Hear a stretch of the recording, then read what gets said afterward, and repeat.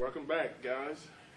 We're, I guess it goes to say, are you ready for some football?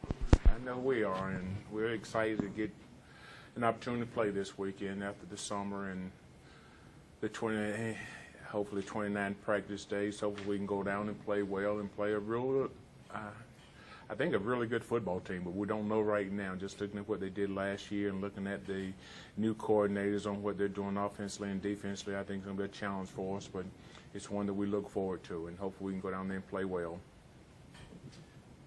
The preseason practice, how's the team looking right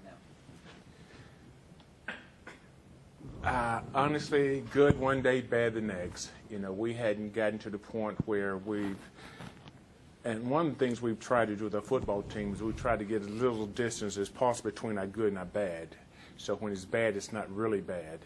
But right now, there's a big difference between just being good and bad. You know, we don't have a happy medium in there. One day we look really good, next day we look really bad. We're not doing everything as well as we should, as often as we should. And as soon as we can get that, I think we can develop into being a decent football team. But right now, we have a lot of work to do because there's too many bad days and too many bad plays, and there's just too much distance between our good and our bad right now.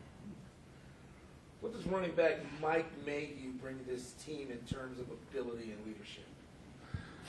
One of the things we spent a lot of time trying to get accomplished this fall is senior leadership.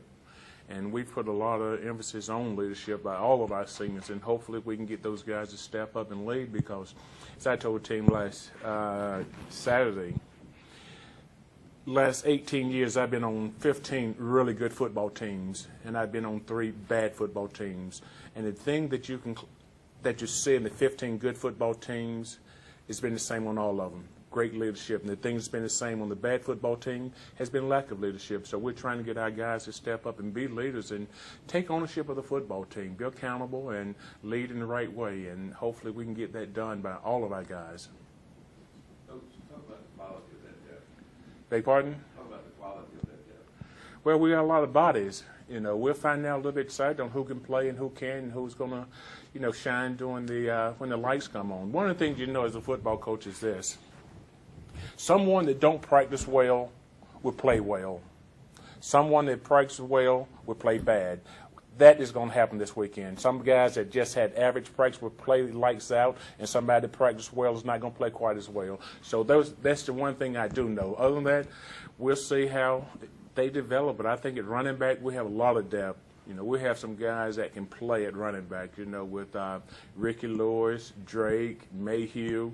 We have 3 that we feel really good about. I think wide receivers, we have some good young guys that are going to be outstanding players for us. So we got a lot more bodies than we had last year. I'm anxious to see how these young guys do once the lights come on. So what's the strength of this team, offense and defense? Man, I don't know. We'll find out this weekend. And seriously, I don't. I wish I did. You know, being a defensive coach all my life, I think it may be our defense because the thing you find out in coaching football is that offensively you can be up and down. You can score 45 points one game and 7 the next, but you better be good defensively every game. And that's what we try to do because you have those hills and valleys throughout the season with offense. But if you're good defensively, then you can win a lot of those games when the offense is not clicking that well. So we put a lot of emphasis on that, and hopefully we can play well defensively.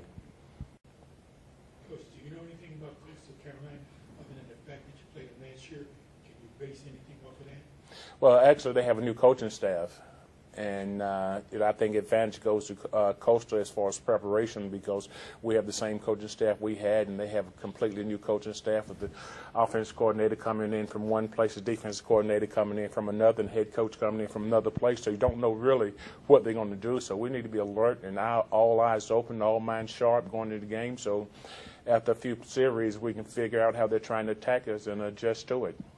But I'm not counting on our 50 guys we have right now. You know, we're going to go play, and we're going to play hard, and we're going to be competitive. We'll have a good football team. I don't know if it's going to be deep enough to withstand, you know, playing 11 games and playing people with 85 scholarships week in and week out. But we'll go out and fight people.